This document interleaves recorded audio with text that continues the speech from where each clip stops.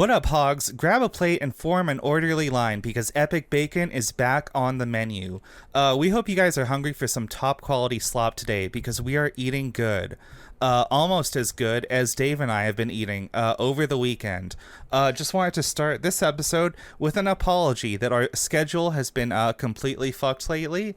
We have spent the past couple days, well, I've mostly been losing myself entirely in the new FF14 expansion, and we had a little late night drinking siesta with some of our listeners this weekend, which we were a little hungover after. So sorry, the schedule's been fucked. We'll get back on that train soon enough. Let's get the little marketing make us some money shout out of the way.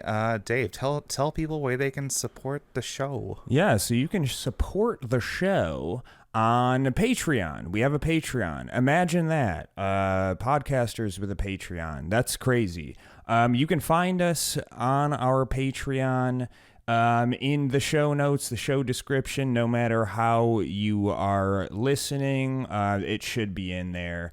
And if it's not, if I fucked up because I drank too much alcohol and smoked too much crack that day, you could just search Super Despair World. You should be able to find it. I think we're the only show with that with that name out there. And if there's another one, let us know, and our attorneys will send them a cease and desist. You can join the Patreon for free.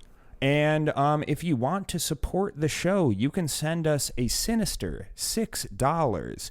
And that will not only get you our eternal love and adoration and respect, but you can also listen to some bonus episodes, and we just dropped one yesterday, right? Yesterday? Yeah. At the time of recording, so yeah, that was on Monday. Yeah.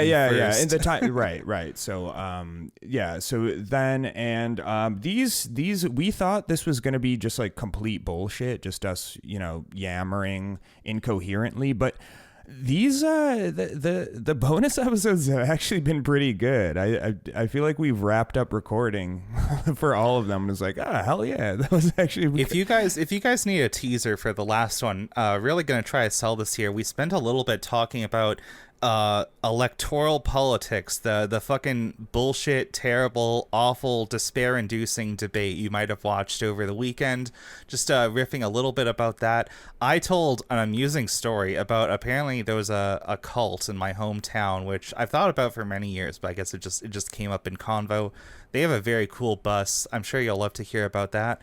And we talk about the downfall of a few people's careers, which is all I'll say.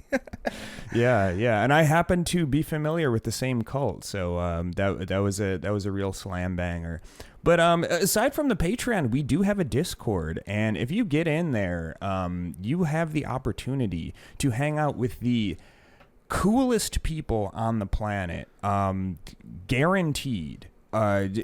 We had a few independent agencies come in and measure if they were the coolest people on the planet, and the core sample came back, and everything was perfect. Like no cooler Discord on the planet. Get in there. You can talk to us. You can talk to other listeners. Everybody in there is super chill, and we also have a Discord Q&A, which we just did an episode a couple weeks ago where we answered listener questions, and we have a suggestions channel too, where if you have any burning episode ideas for us, we are all ears on that one, and we've done a couple suggested episodes, and we will do some in the future. So yes, you could be a part of this whole goddamn little debacle that we have going on here called Super Despair World. So get the fuck in both of those things. What are you doing? You got no excuses. Just go do it. Go do it. Also, not only that, but while the Discord server itself is free, we also have an exclusive channel for Patreon members. So I bet you want to know what's going on in there. Well, we won't tell you. You'll have to find out. It's some wild shit. Some wild shit. It's like, remember when at some point in the movie Pulp Fiction, they finally opened the briefcase and there's like a glowing golden light. That's what's inside the the Patreon channel. On yeah, our you could Discord. finally find out what's actually in there. And, What's in the box? What's in the box? What's in the box? Yeah. So Yeah. do that. Yeah. As for things in boxes, let's unpack the topic we have today. So, I've teased I can't speak. I've teased people a little bit in the Discord about what we're talking about today and how it's kind of a funny segue from our last episode where we talked about gooners. And in that last episode, which maybe watch it before this one, you don't have to, but there was a point I made where I talked about how a lot of things kind of feel like porn nowadays. And I'm not going to rehash all of that, but if you watched it, you know what I mean. Today we're talking about something else that very much feels like porn to me, and it isn't explicitly sexual, although I know some people kind of take it that way. Today we're diving into the wet and messy world of mukbangs. Oh yeah, and Just truly the most like appetizing name, by the way. It really rolls off the tongue, mukbang. It really makes me wanna, I don't know, it feels like there's a little a punchy quality to it, even though I know it's Korean in origin. Korean can be a beautiful language, but not all of the words in there are. They're not all the most beautiful. The beautiful sounds, the beautifulest sounds in the planet. Let's. You could say it's an acquired taste. Maybe you have to consume a little bit to get the flavor for it. Hey, yeah. There you go. And I know this is an interesting topic to get into because I know you lived in Korea for a couple of years, Dave. So maybe I should leave the intro to you. Let's talk about like what the fuck is a mukbang?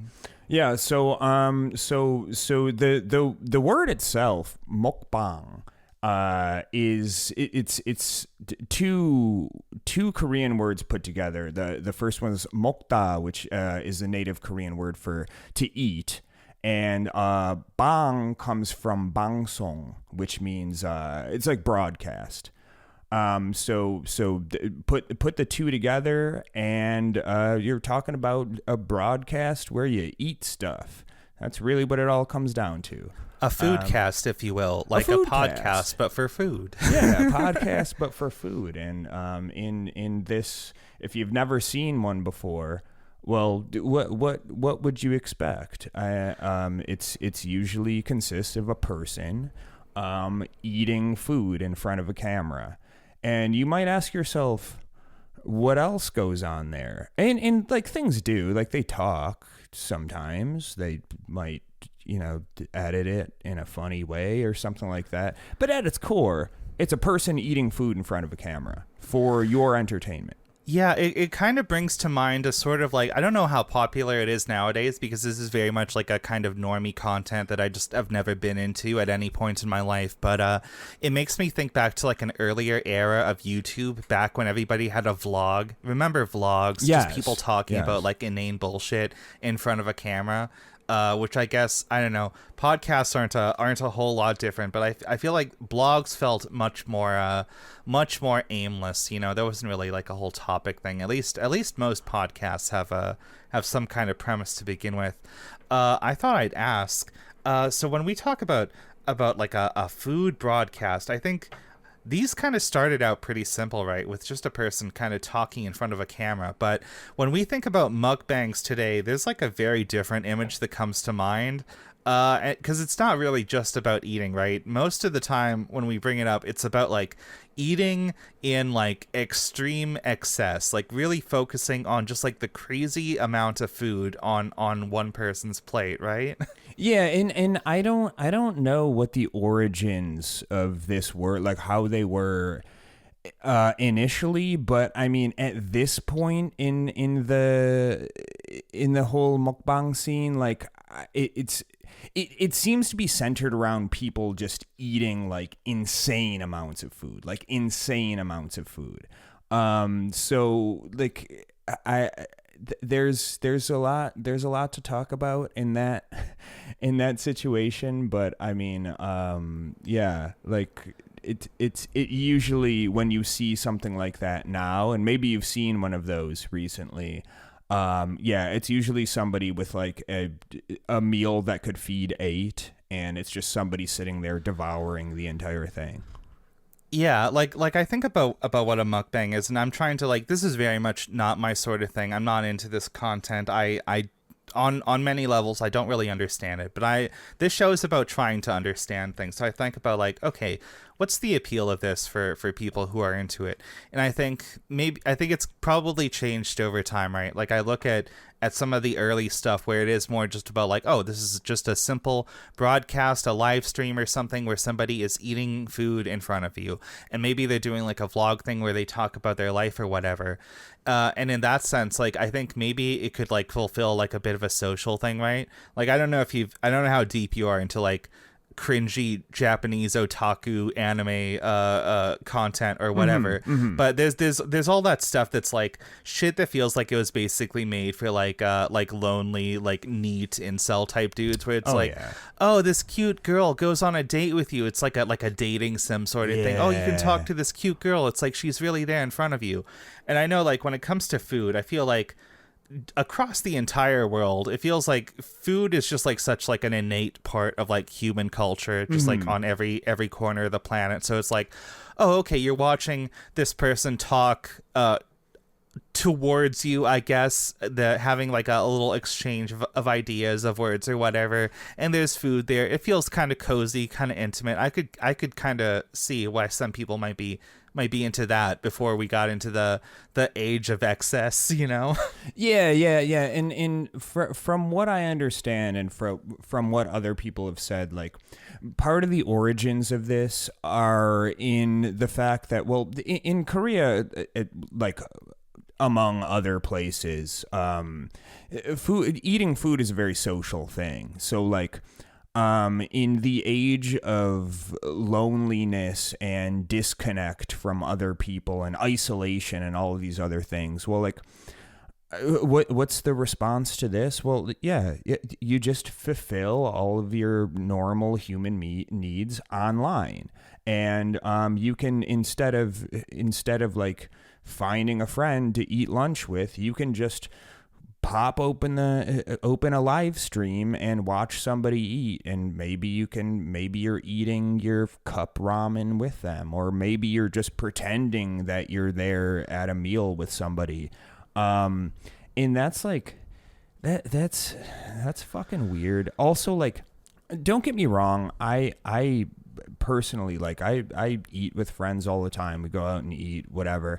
I'm fine with eating alone. Like, I kind of like it. And even when I lived in Korea, like, I would go eat by myself like all the time, like out. I think it's nice. It's kind of meditative. It's kind of zen like.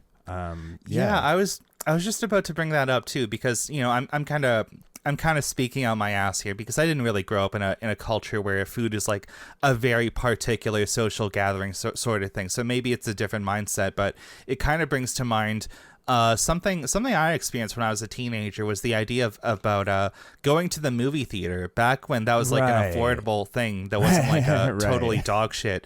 Just this thought about like, oh, I kind of want to see this movie, but none of my friends are into it, or like nobody's free today. And it's like, oh, I don't want to be the person alone in the movie theater because I'm going to feel weird. So I feel like, I don't know, maybe some people in different countries across the world might feel, oh, it's like, I don't want to eat by myself, so I'll put on this video or something and you know, share a meal with this like virtual person on the internet to feel less weird about it. Maybe, I don't know. I'm just speaking out of my ass here. Yeah. Well, like eating and drinking alone, even though they're like fundamentally independent activities, like you're eating. Like it's not like playing tennis where you need another person to do it. Like, you can drink alone, you can eat alone. And I do these things by myself and with others, and I enjoy both iterations of that. Is it not tennis when you do that thing where you like smack the bird against a wall or whatever? I think there's a kid that. Did I say bird? I meant ball. Never mind. Well, the birdie is in badminton. Ah, right. Maybe that's what it is. Yeah. I think there's a kid like in this apartment complex who does that, because like I've I've heard like a ball being smashed towards my wall one time, and I saw a kid out there playing. It's like, I'm not gonna. Like, I hope you get a. Oh, like on the outside wall? Yeah. So, okay, like, for a second I thought you meant they were doing this indoors. I'm like, you have like the ballsiest fucking apartment neighbors I've ever seen. Yeah, a child just like climbs in my window and is just like playing tennis inside my room. That would I would actually be like, yo, that's like, you need to get the fuck out of here. But I kind of respect that. But if that kid was like on a ladder or something, I would just push it over. Yeah, exactly. It's a Tom and Jerry type of situation where we're just. I would destroy this hypothetical kid that we made up for a joke.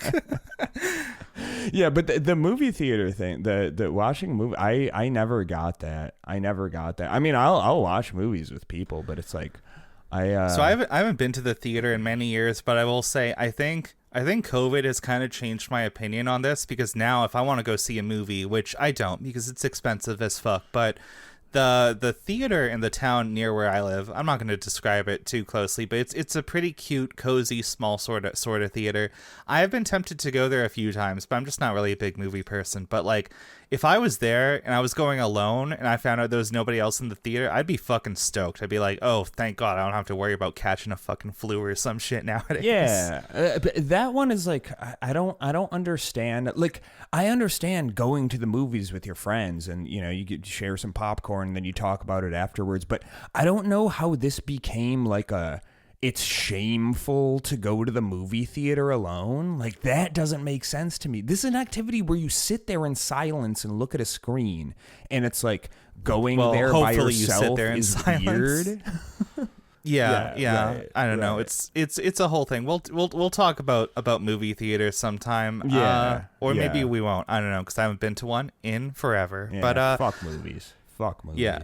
I hate this entire medium of human creativity. No, not really. But yeah, I guess bringing it back to mukbangs, yeah, I could see there being like kind of a social element to it.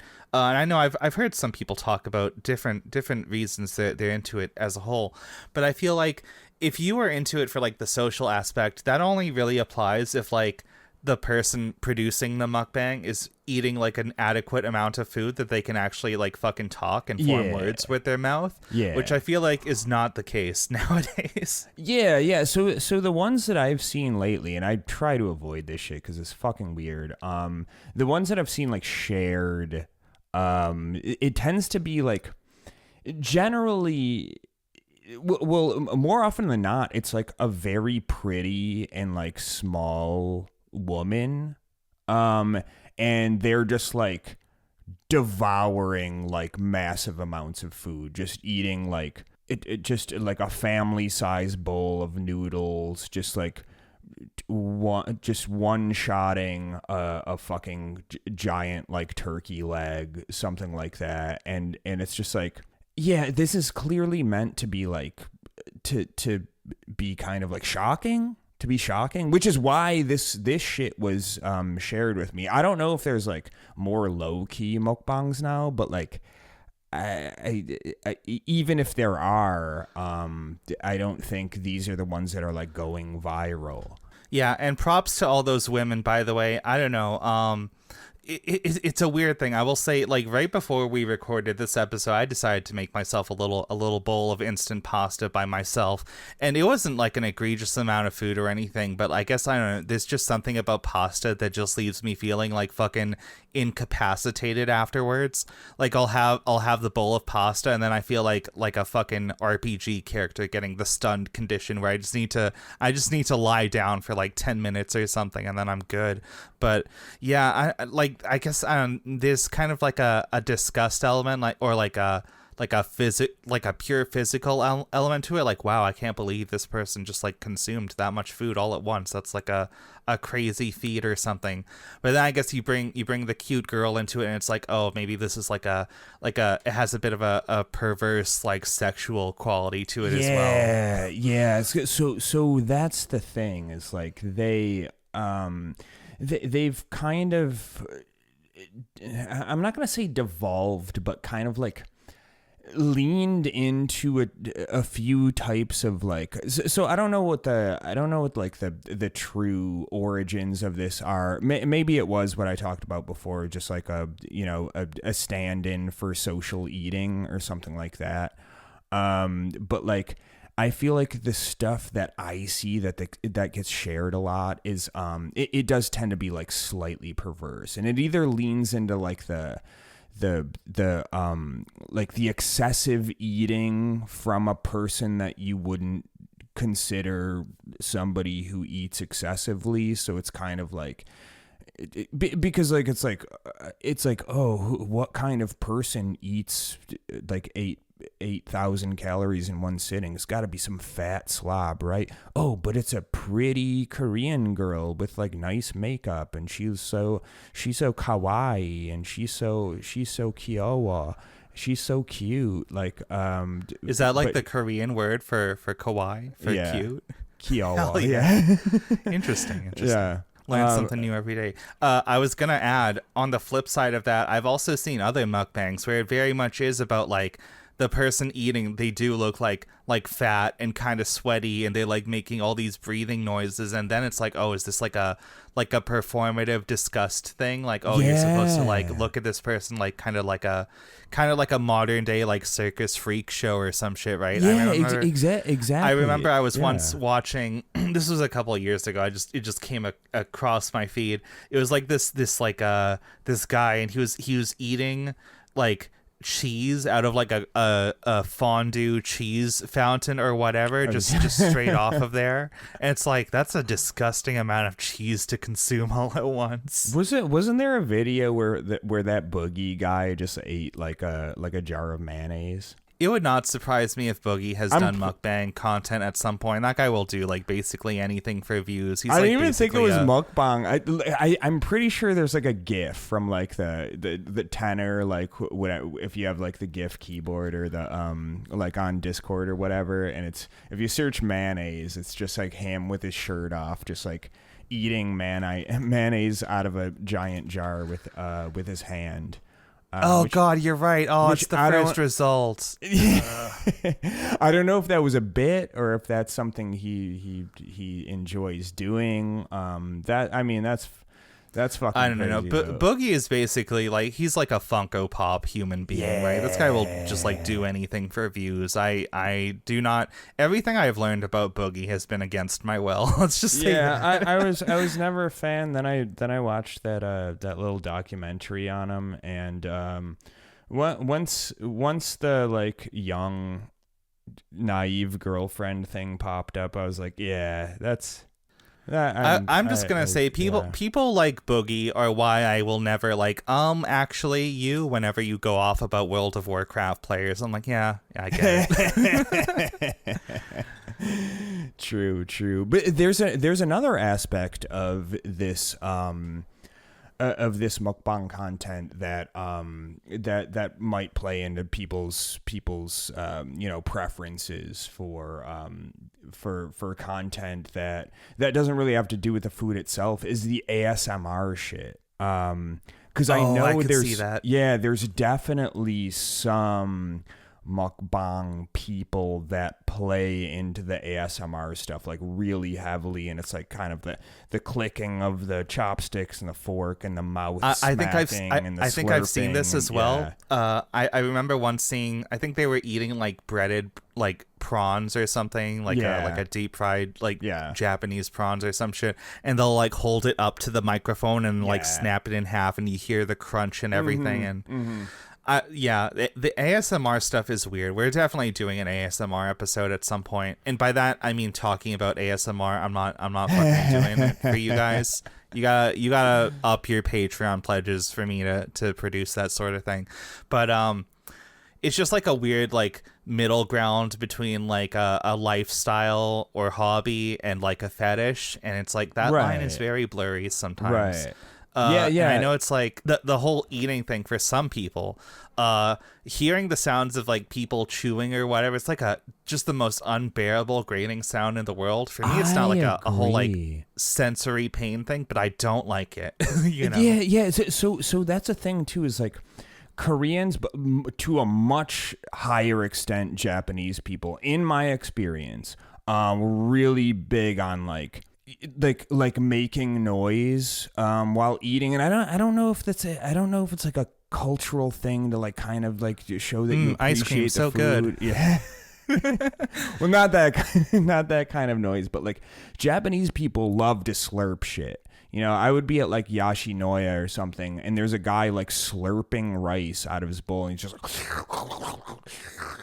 and I'm just like, I'm like, why are you doing that? Like, why you did? Like, I just ate this bowl and I didn't make any noises.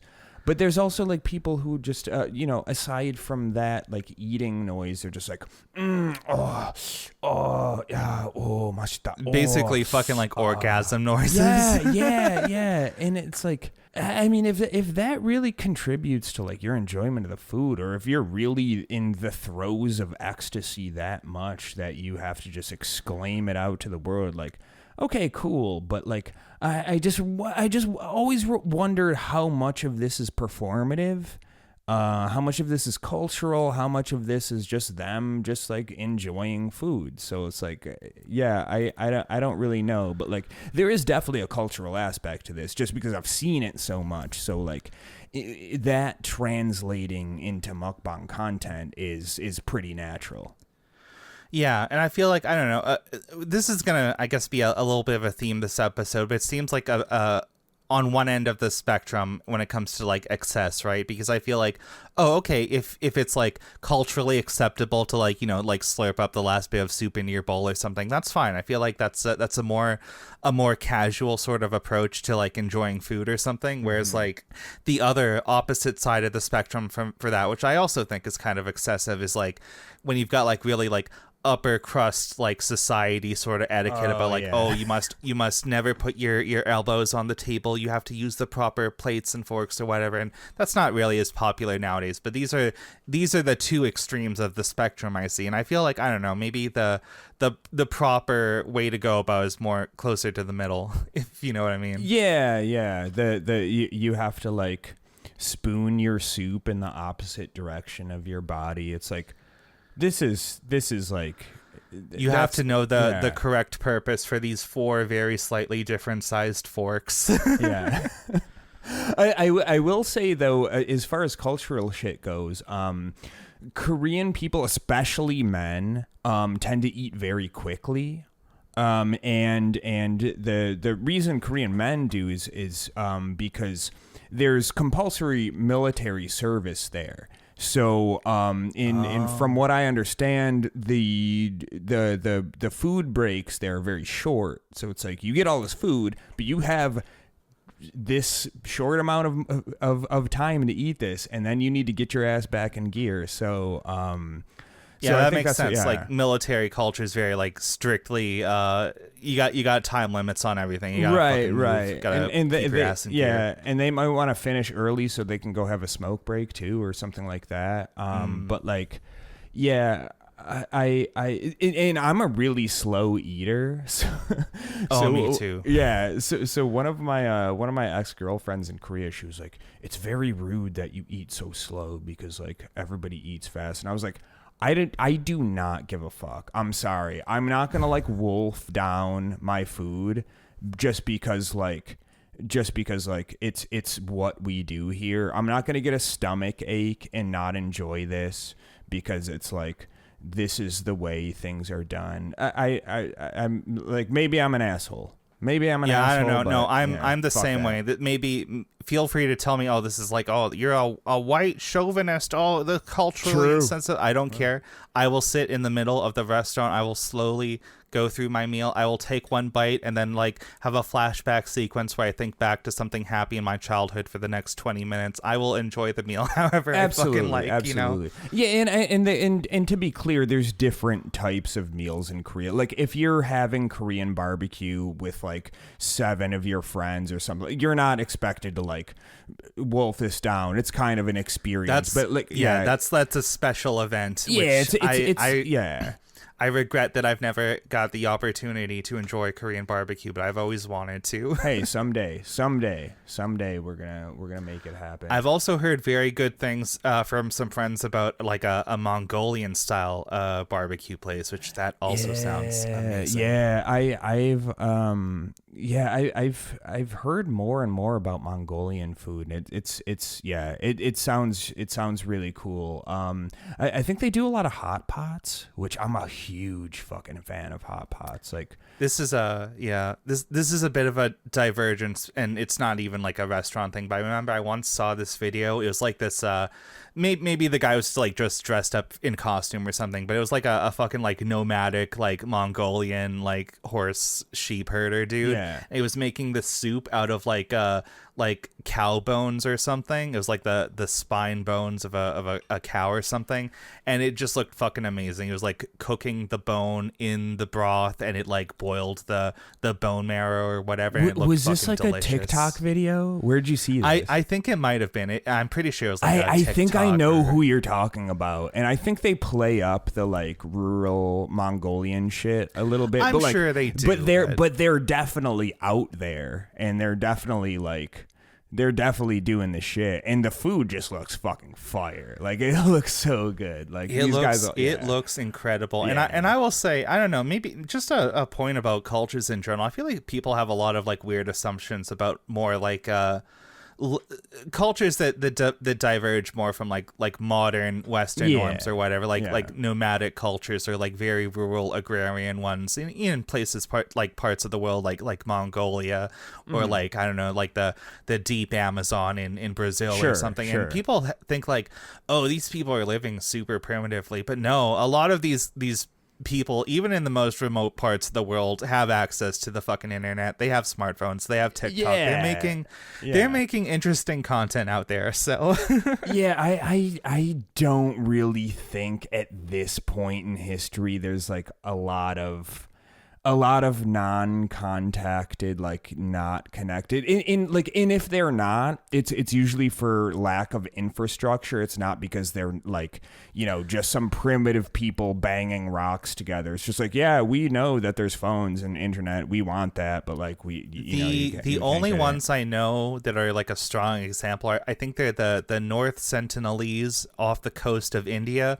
I think they sent like a fucking, well, they didn't send this, like, against the advisory warning of the government. There was this like Christian preacher guy who was like, I'm gonna get this tribe to convert to my ways, and like they fucking killed that guy, and you can't go to that island now because they'll fucking kill you too. So maybe leave those guys the fuck alone. They made a decision. They were like, nah, get the fuck out of here. And I respect that, honestly.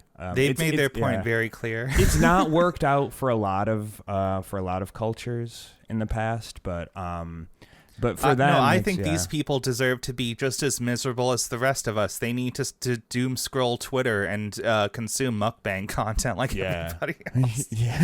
That's what spreading civilization means for real. Exactly. That's truly what colonialism is about. It's not about resource extraction. It's about like making everybody as miserable as your culture. And it's like, yeah, we all hate ourselves and each other. And you guys look really happy. So have you considered, just working for somebody else? Because we can make that happen for you. Also, exactly. Also read the Bible. Yeah. I don't know about that one, Chief, but let's bring it back to mukbangs a little bit. So we were talking about like the excessive nature of some of them, and like I said at the start of the episode, it feels a little bit like porn, which I think might be a good segue into our next big point. I'm not super down with like all the big mukbangers. I don't know any of them by name except for one, which is the guy that you might have heard of before. Do we want to talk about Nikocado Avocado? Yes, we do. Obviously, that's. I mean, I'm trying to segue smoothly into the topic, Dave. You gotta let me work. Oh, okay. I'm sorry. I'm sorry. No, I'm just. I will. Although I will say, so I've had the idea to do this show for like at least a good 2, maybe 3 years, as embarrassing as it is to say, before I even met Dave.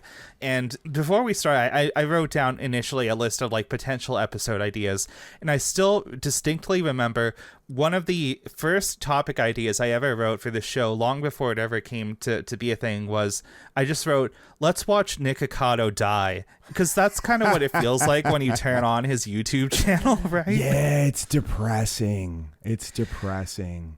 Do you know kind of like the origin of Nikocado, the sort of stuff he was doing like before he got into mukbangs? So he's like a classically trained violinist, right? Not only that, but he was like a big like vegetarian, vegan sort of like health guy. Yeah.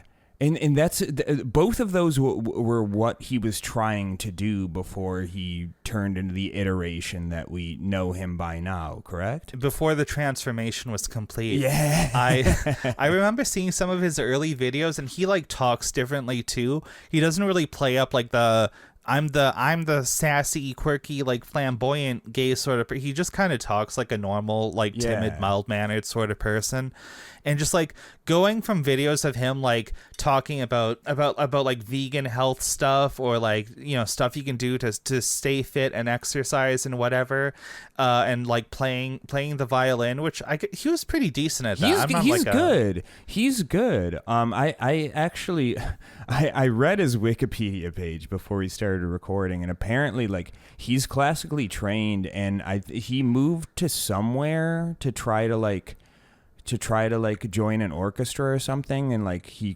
just like he found it was too hard to make it, which it is, and I'm not speaking to his like musical ability. Like just getting into that scene is a fucking nightmare. I have so much to say about the classical music scene. It's beyond the scope of this episode. We're just gonna pass that. But like I've listened to him play and stuff before. He's an incredibly skilled musician. Like that's without question. This might be a fucked up comparison to make, but do you think this is like a Hitler gets rejected from art school kind of moment? Honestly, like that's not well.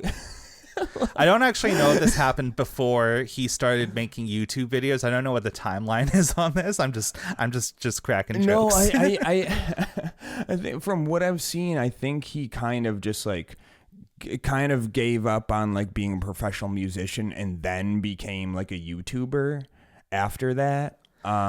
Yeah, I know there's some videos of him playing the violin, which is like, because that's how we know about it. But it wasn't like the bulk of his YouTube content at any point. Yeah. But I think he kind of made that decision of like, this is beyond what I want to do, and I'm gonna kind of look for something else to do. But it's cool that he kind of like kept playing. And I remember seeing a video. It was him many years after going down the dark road of mukbangs, and you know, you can see it. He's packed on those pounds. He looks a little disheveled, a little not quite all there, you know. But he picks up that violin again, and it's like it's legitimately like kind of like haunting and like depressing, because it looks like when you're dealing with like a dementia patient or something, and they hear like an old tune or something, and then suddenly they have that moment of clarity, and it's like, oh, this guy is sunken into this really dark pit, but he picks up that violin again, and it's just, I don't know, it kind of fucks me up a little bit inside. It's kind of fucked up to watch. I know exactly what, like, he's sitting on the floor with like 7,000 fucking McDonald's tendies in front of him. Yeah. And he's like playing like a beautiful and sad like violin solo thing, and it's just like, what the fuck am I watching? And it's like you said, it's such a cognitive dissonance of just like this person that we've known as a lolcow for all this time to just have this like just phenomenal skill, and it's just like, where did we go wrong here? What happened? It almost feels like, I don't know, it almost feels like we're the ones doing something perverse by like laying witness to this, you know? I feel like I'm seeing something I'm not supposed to. Right. And especially because, like, when I first learned about who this person was and, like, saw him, and I only saw him, like, I'm not, like, as much as Briar and I are terminally online, I'm not always on, like, the ground floor of the latest lolcow and whatever. I usually see these because they're being shared by other people or whatever. A lot of this internet culture is not only that, blasted, but when it comes to like lolcows and like designated like acceptable targets of like ridicule or something, I try to actively avoid this stuff nowadays. I don't want to know about it. Like I'm obviously aware of a lot of these things, right? But like I don't know, I just feel like it's the type of content that's kind of like corrosive to your soul to just like engage with at all. So I keep my hands off of it to the best extent I can. but like that's a thing too, is like it wasn't like I was following him for like so long.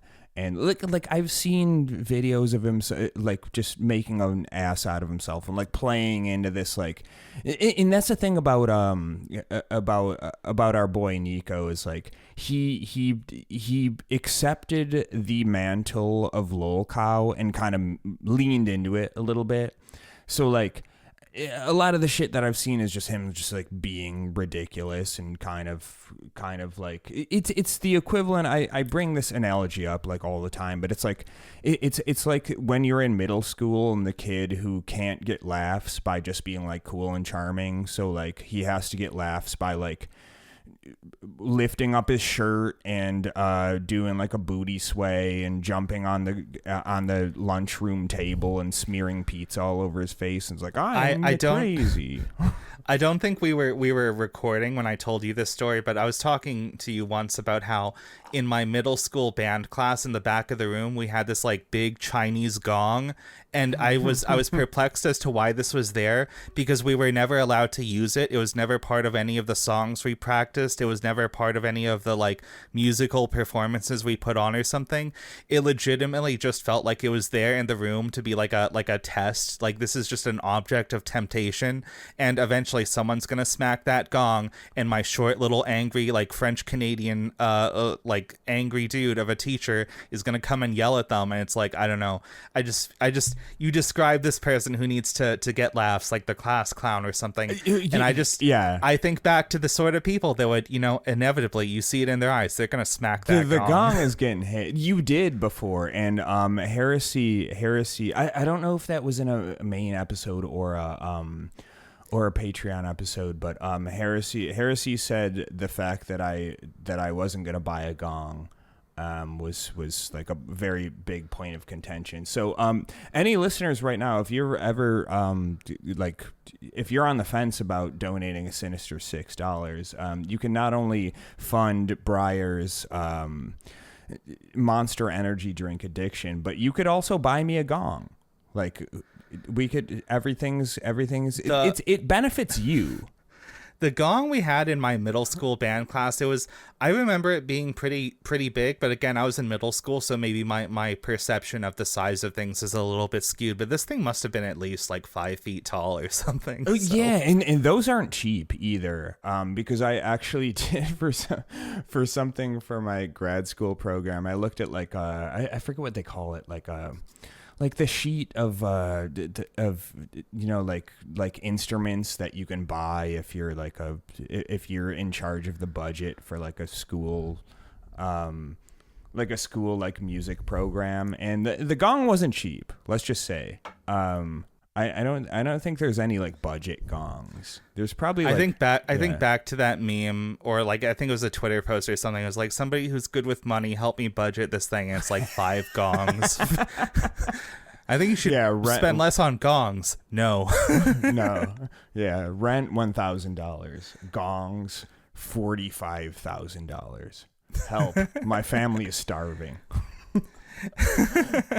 Oh, that's great. But I think maybe to bring it back to Nikocado a little bit, I'm glad you brought this up, because I wanted to ask you this episode. We kind of have to unpack this a little bit. To what extent do you think Nikocado is playing a character versus like how sincere is he when he's on camera? That's the thing, is like I always think about this with these like with a lot of content creators in general is this like I kind of think like how this functions is like a lot of people in the content creator sphere, they don't set out to do to be the persona that they are. They kind of just like once in a while they have a little meme, they have a little thing, and people are like, "Oh, it was so funny when you did that." Like, are you telling our audience you didn't always dream of doing this podcast with me? This isn't what you wanted to do your whole life? No, I'm not even saying that. I'm saying just like messing. I'm saying like a certain like specific person. Like if I did a voice, a silly little voice in some of these things, and people were like, "It was so funny when you did the voice," and I just started like doing it more and more to the point where like I only did the voice. That's kind of what I think these like they kind of just like throw shit at the wall and see what sticks. And Time then, to tune in for a new episode of Super Despair World with Sin Absentia and Moist Critical. Hey, what's up, guys? I'm just throwing shit at the wall and seeing. Hey guys, Noah Sampson here. Just wanted to do a little podcast with my buddy Charlie where we talk about selling some dildos to guys who get slapped in the face. It's like a sports league or some shit. Use promo code capitalism bad to get 50% off your next dildo. See, that's the thing. Those voices are the same. It's just a dude. I think speaking an adult voice. I think Noah has more of a sad tone to his voice, and Yeah. Charlie has more of like a dumb tone to his voice, right? Yeah. But regardless, I keep interrupting this point you're making. Oh wait. Okay. Yeah. So I think I don't know. Like at this point, it's hard to say that it's all an act. Like it is. But it's kind of like, it's kind of like if you stare into the abyss long enough, the abyss stares back at you. Fucking. I get what you mean. Maybe let me narrow this down a little bit. I've seen some videos where Nikocado is doing this thing where he's on the floor, he's covered in food, he's like sobbing and shouting into the camera, and he's like pointing at the camera, and he goes like, "You did this to me because you keep paying me to do this. You're the reason I'm fat. I'm financially incentivized to keep doing this. I blame you guys, blah blah blah." And it's like true. Like, okay, but do you think like he does actually blame the audience, or it's like it's just, I don't know. It's weird. That's Where hard does the performance to say. end to, That's hard to end begin. I think it's both. It's both. It's like it's a positive feedback loop of shit. Is like you were desperate for fame, so you did shit that was stupid, and people thought it was funny because they were laughing at you and not with you. So you continue to do this, and then you resent them for turning you into a fucking to a clown, and they respect you less, but they give you money to keep doing clown shit. But you have to keep doing clown shit, and you hate them, and they disrespect you, and it's just like nonstop back and forth.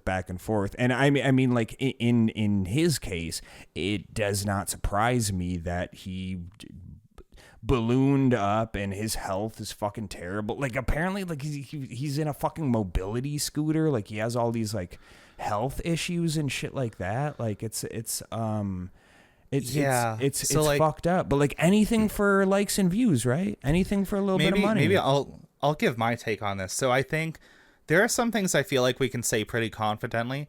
You look at his original content and how it shifted over time, and I think it's pretty safe to say, okay, he made this change in his content to get more money and views and clicks because it's an outrageous thing, and there's like that cynical element behind it. So it is, I think, at some point a performative thing. Like, okay, he's just doing this to get clicks and outrage and whatever. Right. But over time, I think I strongly have this feeling like if you pretend to be anything for a very long time, at some point you stop pretending. You just kind of are that thing now, Yep. right? Yep. And it's like sometimes he will call on these like moments of self-awareness, like my life would have been so different, but you guys forced me into this position or something. It's like, I don't know. I think back to this classic Reddit meme, and it has the R slur in it, so I'm not gonna say it, but it's something like, look at me, I'm being a dumbass, and people turn to him and go, shut up, dumbass, and then he goes, just kidding, I was just pretending to be a dumbass, but like, you're just doing the thing, right? Well, so it's like the Schrodinger's asshole meme. Like, yes. like when somebody like says a racist joke and they're like, hey, hey, hey, N-word, and people are like, not cool. And it's like, I was just joking. Like after they saw it. Yeah, you decide if you were joking or not based on the response. Right, exactly. Based on what universe that that came out in. Mm-hmm. And here's the other thing I was gonna say about Nikocado is, if we look at like the state of his like health and his like condition or whatever, I think you could make an argument, okay, if this is all a show, if this is all for pretend or something, then he could quit whenever he wants. But I strongly doubt that. I do not think he could simply quit whenever he wants. I think he does probably need to go through like some form of like regular therapy, physical therapy, like get a fucking dietitian or something if he wanted to get his life back on track. I don't care how like cynical you might think somebody is. I just really, I can't deep down in my heart believe like, oh, somebody's actually gonna like destroy their health and fuck things up on this level just as like a performance thing. I think at some point it stops being a performance and we are just like witnessing somebody like fuck up their life for, I don't know, I guess there's a benefit because they get paid, but I don't think it's just that. I think he can't.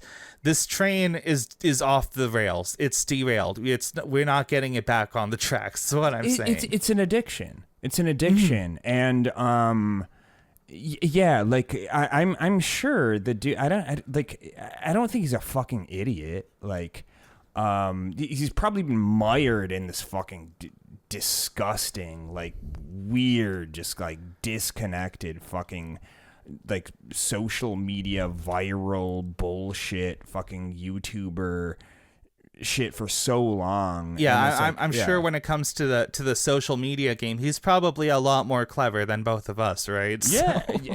Absolutely, and like on top of that, like to be like to have the discipline to be like to be a musician of his caliber, like you can't be dumb. You can't be a complete just like pea-brained moron. It's just like, I think he found himself in a situation where it's just like just over and over, just you know, keep digging deeper into this bullshit. And it's like, yeah, I agree with you. Like, he does need some sort of like intervention to get himself out, and I hope he does, and I think he can. But it's just like, as long as people continue to feed the like, do the funny thing again, eat garbage and kill yourself, like, and that's a sinister thing about some of this stuff is like, I think there are some people who just like, it's like when you're at a party and you see somebody who's like, just, you know, the party animal guy there, and he's like, I'm gonna do another shot, and then like his friends are like, don't do another shot, we're going home. And then there's somebody like, do another shot, I got you a shot, bro, let's do it. And it's like, their friends want to see their friend go home and like, you know, be okay. And that guy who's like, no, fuck that, do 2 shots, let's do 3 shots, bro. They want to see this guy fucking die. They want to see this guy die in front of their eyes. Like, that's funny to them. And these are like people who they only interact through the world as like a malicious bystander, where they don't even have the balls to do like the stupid, outrageous thing themselves. They just want to egg on somebody else who's like on the verge of doing it. We brought up Boogie earlier in this episode, notorious YouTube lolcow or whatever. I'm convinced, like, you look at somebody like Boogie, and I'm sure, like, a huge part of his audience, if not most of it, is probably just like those sorts of like malicious bystanders, like the classic hate watcher, somebody who will subscribe to the show, maybe even give that person money or whatever to like encourage them every time they're doing something stupid or self-destructive that's going to get them even further down a rabbit hole. I hesitate to bring him up by name, but we've talked about certain political streamers in our bonus episodes. Subscribe for more of those. Again, another good example. I think there are people who are well past the peak of their career. Maybe they did some bad shit, and a lot of people fell off. But there's still going to be some people in the audience who stick around because they're there for the drama. They're there for the chaos. They want to see you fail. They love it. And they're gonna make you think that they're your best friend the entire time. They're egging you on to do like increasingly stupid, self-destructive bullshit. And you got to be careful for that. And also, like, I don't know, if you find yourself like in an audience or like a group of people and you see that kind of behavior, I think you should just fuck off in general. Like, I think it's a red flag of like, maybe this whole vibe here is just kind of fucked.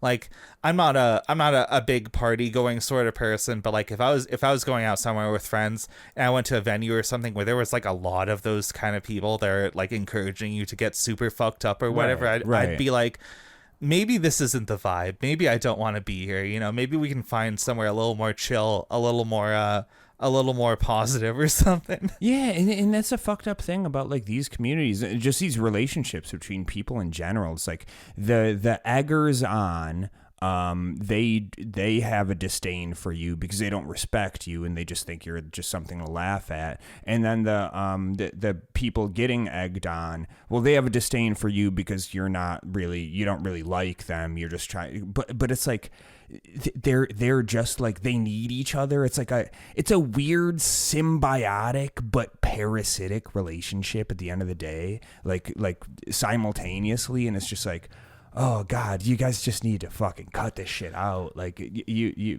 all of you need to find Jesus. Good Lord. When we talk about the internet in general, I feel like this is getting close to like the dark heart of the internet. This feels like original sin. This feels like where everything went wrong.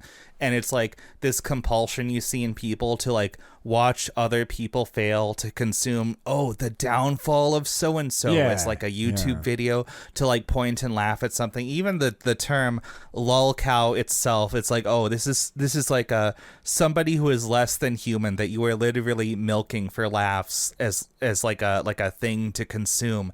And it just feels like all this just like makes me feel a little bit sick on varying levels. I think there's like there's kind of an element of disgust to mukbang content that I don't think you can ever like totally separate from it. Like it's maybe it was one thing, maybe it was something else back in the day when it was more just like vlogging and like people are like, I'm gonna eat a regular amount of food and talk about my day, blah blah blah. Who cares? That's boring sort of content. I think the reason, at least I suspect, the reason mukbangs became what they are is because, it gets more clicks when it becomes more like porn. This like thing that just taps into like a certain neuron in your brain that makes you get fired up. Like, look at this freak doing some freak shit, Yeah. So I just came up with this take. Maybe I need to workshop it a little bit. But like, as far as it goes with like content creation shit that might be like on its base level okay, but then like when you take it to its logical conclusion, it's kind of fucked up. It's like, okay, like if you would be happy doing this for no financial gain or no clout or no whatever, like people who are like, you're a gaming stream and you're gaming and you're talking. Like, you would do that on your own, right? But you could be a streamer and you could game and you could talk and and then you have a community and stuff like that. And you might get some money or something like that. But it's like, there are people. I just wanted to add. Yeah. And obviously, like, if you're, even if you already enjoy gaming or something, and you would still enjoy it even if there was no camera recording, right, you're still going to be a little performative on camera. You're still going to play it up a bit. You're going to bounce off the chat. You're going to think, okay, am I getting boring? Is this dull? I should, mix it up a little bit. But I mean, but you do that in VC with your friends or something like that, or with IRL friends or something like that. But like, right, and would you be rolling around on the ground on a plate of ketchup, crying and screaming, if that wouldn't get you views and likes? Like, that's what you need to ask yourself. Would you be like doing this fucking lolcow shit that you're potentially doing if it didn't get you views and likes? Like, that's what you need to ask yourself. I've had a pretty visceral reaction to some like lesbian manga. Okay, so don't judge me. Maybe I like rolling around on the floor. Okay. Okay, so then I'm just kidding. So then that's a valid point. So yeah, then OnlyFans, that's a thing. All right, don't encourage me. Last thing I'm gonna say about OnlyFans, I cannot believe that dude had an OnlyFans. Not only that, but I am ashamed to say that at some point in my life I have seen his butthole. I thought we were going to go this whole episode without talking about Nico's OnlyFans, but I've only seen the one. I've only seen the one which the other Discord that we're in mutually. There's an emote of his expression in an OnlyFans video. It is seminal. That lives rent free in my brain, and it always will. What a time to be alive, dude! Absolutely. I was gonna say this though. I definitely agree. I think you've got like a good standard there, because I think I immediately apply it to our own podcast, right? And I think like, oh, okay. Pretty much every time we sit down to record an episode of this show, there's like 20 or 30 minutes of us just shooting the shit beforehand, and sometimes up to like 2 or 3 hours afterwards. Right. So it's like, okay, we would still be doing this shit even if we weren't recording. I would just, probably not be like writing an intro and planning out topics or whatever. We would just be shooting the shit as friends, And it's a little more pointed when we're recording, but it's not just like, I'm not just sitting here just like, oh, this better blow up because I'm so miserable right now. It's like that. If that were the case, that would be a pretty bad plan.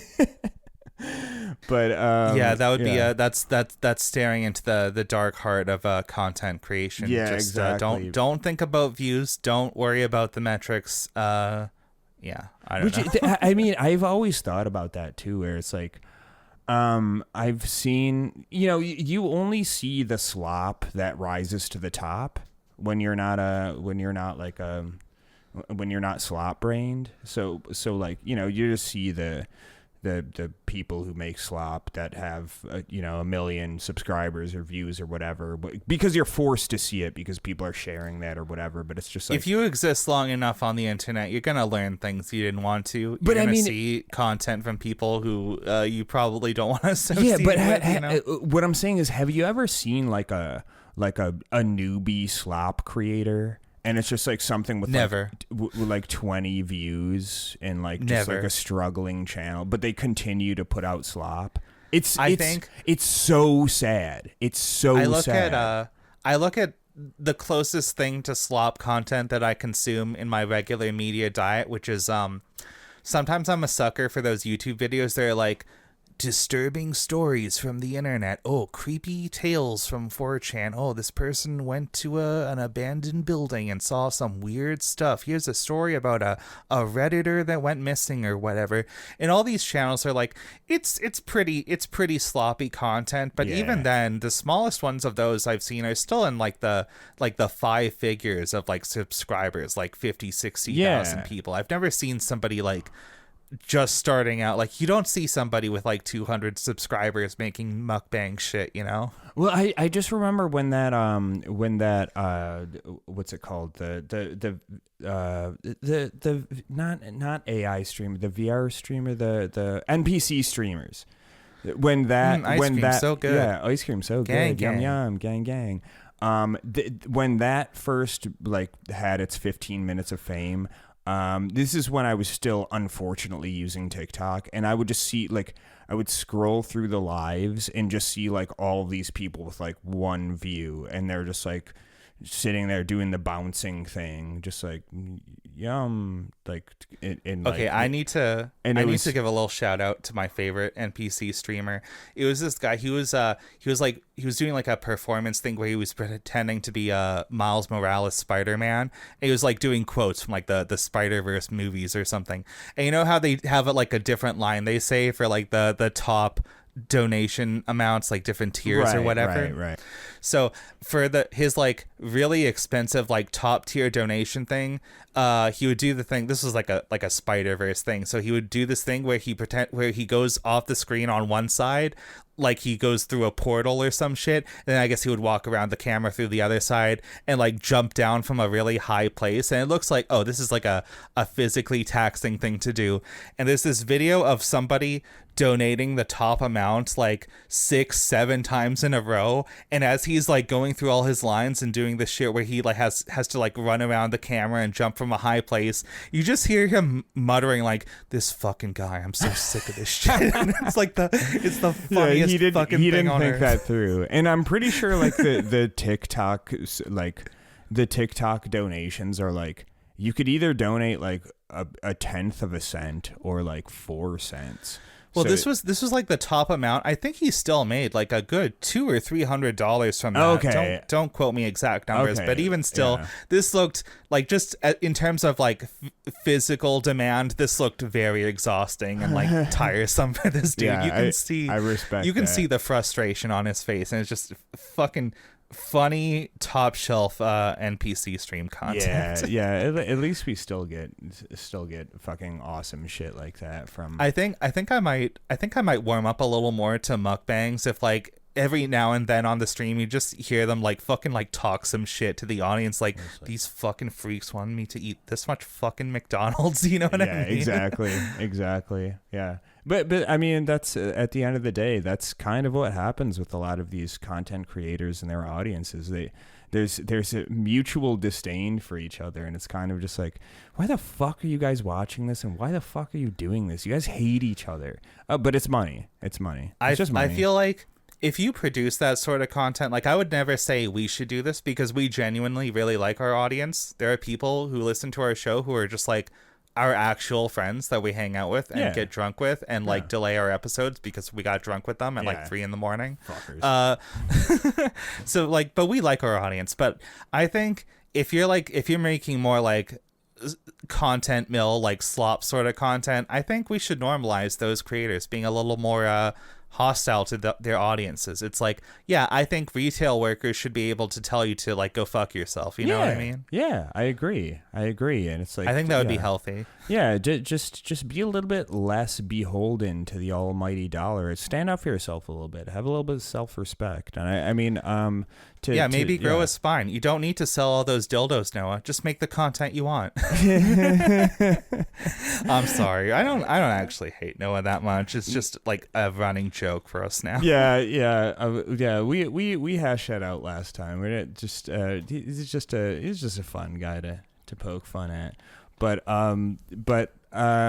mean, like I can say that with the content creators, like have a little bit of a spine with that, and then the viewers of this shit have a little self-respect. Stop consuming shit where it's just like you're like kind of like quasi hate watching it and kind of just like waiting for them to fail and kind of like fucking with these people. It's just weird. It's just weird, dude. Why don't you watch people that you like and like and interact with this positively? Like, why do we need all of these silly interactions? Just like, yeah, like there's a lot of really really, really fucking cool shit out there in the internet. As much as we hate on, content with a capital C in general, there's so much great shit, and you choose to like continue to just consume this slop and then fucking puke it back at them. Just stop doing that. Stop doing that.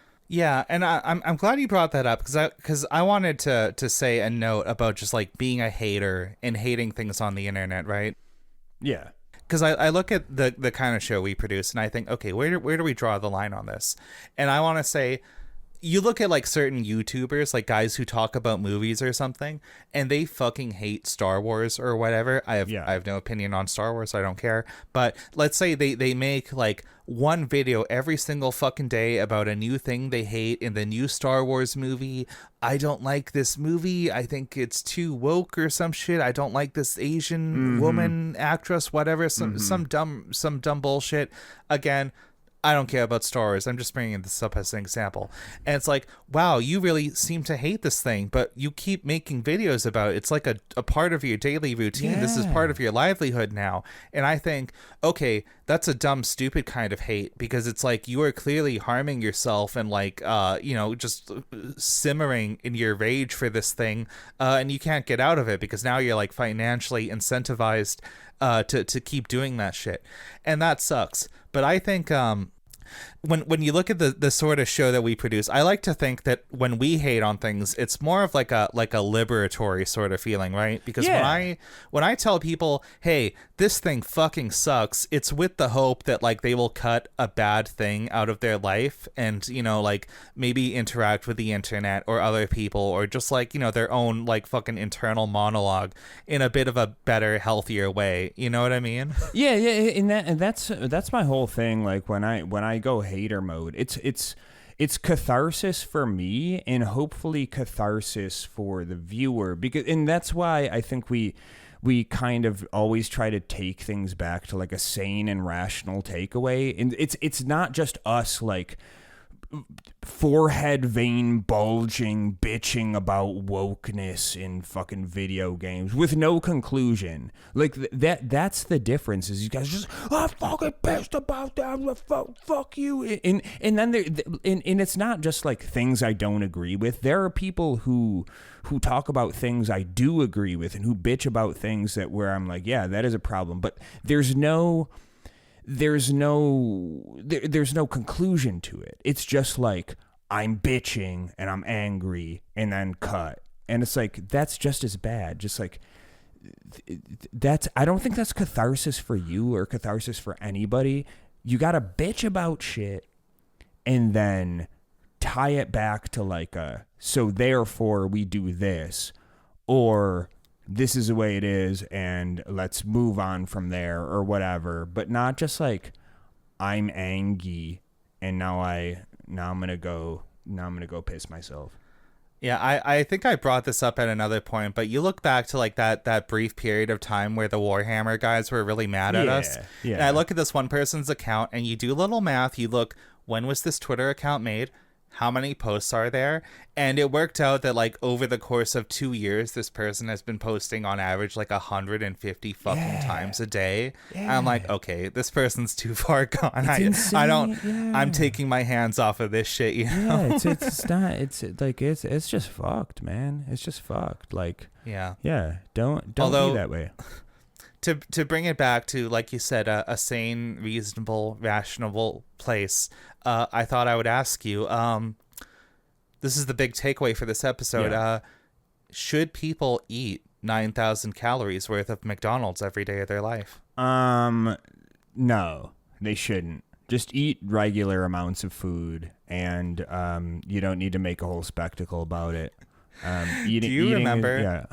Do you remember they showed me this movie when I was in like middle high school, like health class or whatever, the movie Super Size Me, where this guy, he's like, I'm going to eat McDonald's every day. And then he goes to a doctor and the doctor's like, wow, you have the health condition of like a dying alcoholic. And he's like, must have been all those Big Macs. And it turned out he was just like an alcoholic.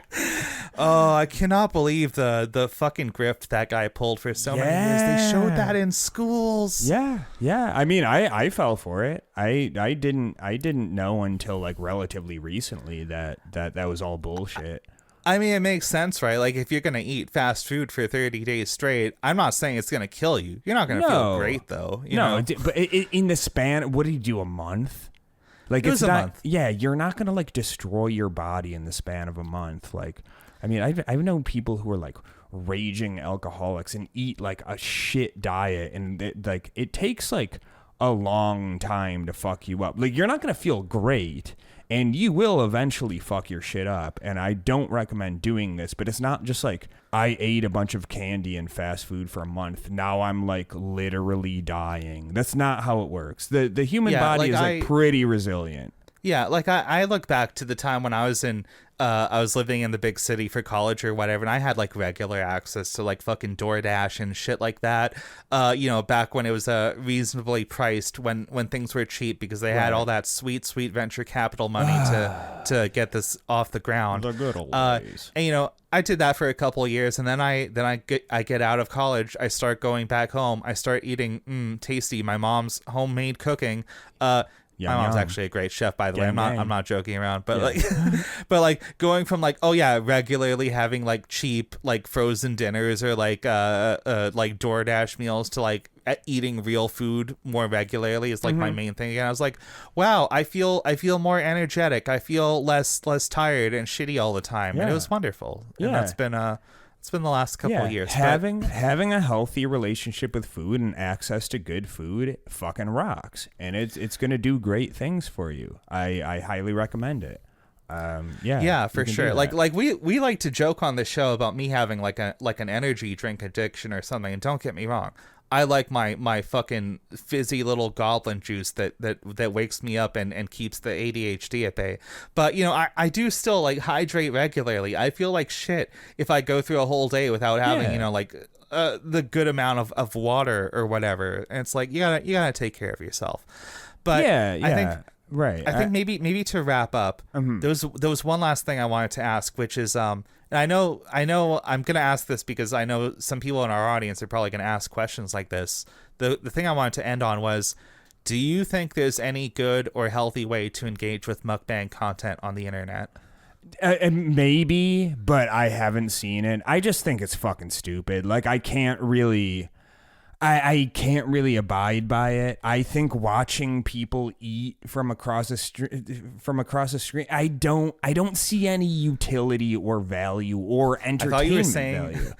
I thought you were saying across the street, and I'm like, that's a different kind of weird. Yeah, through the telescope. Yeah, that's a different kind of mukbang. But I've heard some people talk about mukbangs. They're like, well, I watch mukbangs because it's like I'm living vicariously through this person. I see them eating this huge amount of food, and it makes my hunger subside so I can stay on my diet or something. I'm like, okay, you say this like it's doing something good, like it works for you, but I'm casting some doubt. That does not feel like a healthy coping mechanism. I do not believe that either. I don't think it's cope. Yeah, it's cope, and I don't.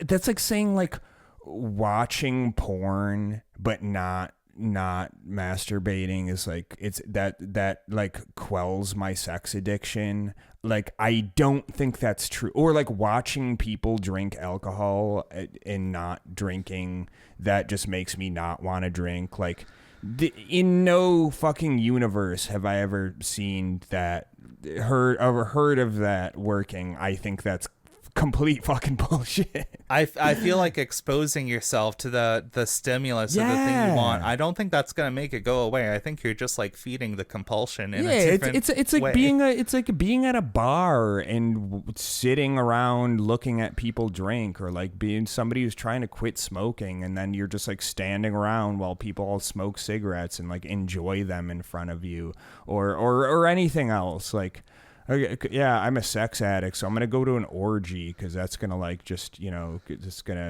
just make sure I'm just gonna watch. It's like no, in no universe does that. I'm not a psychologist, but in no universe does that fucking work. So yeah, bullshit. Unless I guess you're like a voyeur or something, in which case, like, yeah, I guess go ahead, keep watching if they will let you. Sure, I guess, yeah. I don't know. Yeah, but that's the thing. I think I think mukbangs. I think it's kind of disgusting content. Frankly, I think it speaks to something that went wrong with us as a society, or at least on the internet, on these websites where people record and post these things. I don't know. It's kind of defined by its excess, right? Like somebody asked me earlier today, like, oh, is there like it's okay to goon then if you're not like being too excessive about it? But no, it's defined by the excess. If you are using the term gooning, if you're calling it a mukbang, you have already crossed the line and you need to walk it back a little bit. Yeah, exactly. So yeah, it in and of itself is based on excess. So like yeah, it's not great. I don't think like anybody's like a better person or is like enriched in their lives by doing this. It's kind of sloppy. It's kind of bullshit. It's not. It's kind of dark. It's kind of dark. It's kind of dark. Yeah. Watching Nikocado play that violin. It's like It's like when you're watching the horror movie and the monster hears the music box play and suddenly they stop like devouring that person limb from limb. For a moment. Exactly. Yeah. 1 out of 10 would not recommend mukbang. Not into it. No. No. Nope. Yeah. And that's my stance, and I'm sticking to it. Yeah. And speaking of excess, I think this episode has gone on long enough. So how about we give a shout out to the people who indulge their excesses the most by giving us their real life money. Fuck yeah. Let's start things out by shouting out our new Patreon, Woke Baby, fucking welcome to the goddamn club. Love to have you aboard, Woke Baby. I like to think all of our patrons on some level are woke babies, but you are the most wokest baby of them all. So yeah, just straight welcome up aboard. Coming out of the gate with it, and I respect the fuck out of it. We got Walker. Walker, love you as always. We got Trevor Stilson, an absolute OG. Trash Bins, an absolute OG. We got T. Thank you, T. Shalom Guy is now not even doing the Sinister 6, but a Sinister 12. Wait, two Sinister 6s, a terrible 12. Yeah, a terrible. We 12. don't actually have a higher tier on the Patreon yet. You can give us whatever you like, but the Sinister 6, those are the rewards you get. But hey, love you, Shalom Guy. Yeah. Thanks so much for the support. Double it the fuck up. We got Clam. Thank you. Protagon. Thank you. Heresy. Our boy Nilly. Nick. Knackles. FNL. Weasel. Dimbus. In Braid Zero. Oh my God, what a fucking squad. What a squad. And by the way, shout out Heresy in particular. You were the reason last episode was late because you got us on call drinking. Yeah, that is true. Fucking piece of shit. I'm just kidding. No, you're cool. It was a great time. It happens. Yeah, it does happen. But thank you to all of our dear, sweet listeners, and especially our Patreons. You guys fucking patrons. Patreon is a platform. Our patrons. We couldn't do it without you. Well, I mean, I guess we could, but we wouldn't want to. We wouldn't want to do it without you. So we couldn't do it without you. That is true. That is true. Maybe the real patrons were the mucks we banged along the way. Yeah, that's probably true. But we. I said that wrong. I fucked up the joke. Whatever. End the episode. It's all over. We fucked up. Yeah, it's all Jover, and it will not be Barack until the next episode.